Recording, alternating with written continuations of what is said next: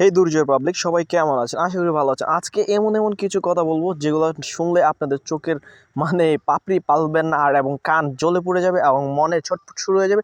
রাগে আপনি কি করতে মন চাইবে আপনি নিজেরও জানেন না। আজকে আপনাদেরকে কিছু গালি দেওয়া হবে, কিন্তু গালিটা দিব না আজকে, কারণ মুডটা আমার ভালো হয়ে গেছে। বাট আমার যে সময় ভিডিওটা বানানোর কথা ছিল ওই সময় কিন্তু ভিডিওটা আমি বানাই নাই। বাট আপনাদের জন্য নিয়ে এসেছি কিন্তু একটি নাটক। সেই নাটকটি হচ্ছে কৃষক ছেলে প্রবাসী।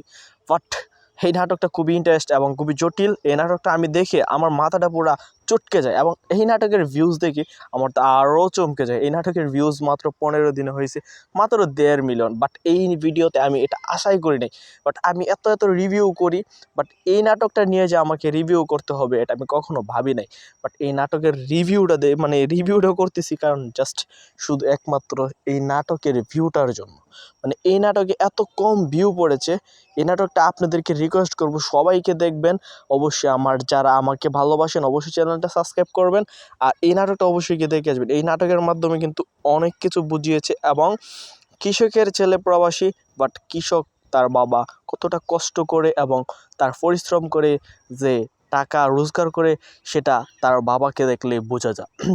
এবং আমার বাবা যদি হয়তো কৃষক হয়ে থাকে তাহলে আপনারা অবহেলা করবেন না।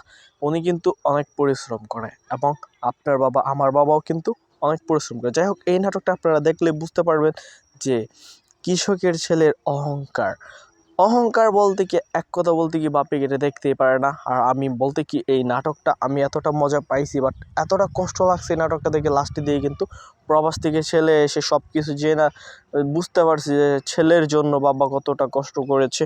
বাট ওইটা যখন শুনে তখন তার বাবা রিক্সা চালায় তখন। বাট আর কিছু বলার নেই। এই নাটকটা আপনাদেরকে রিকোয়েস্ট করা হলো দেখার জন্য, আর আপনাদেরকে 2টা গালি দিব।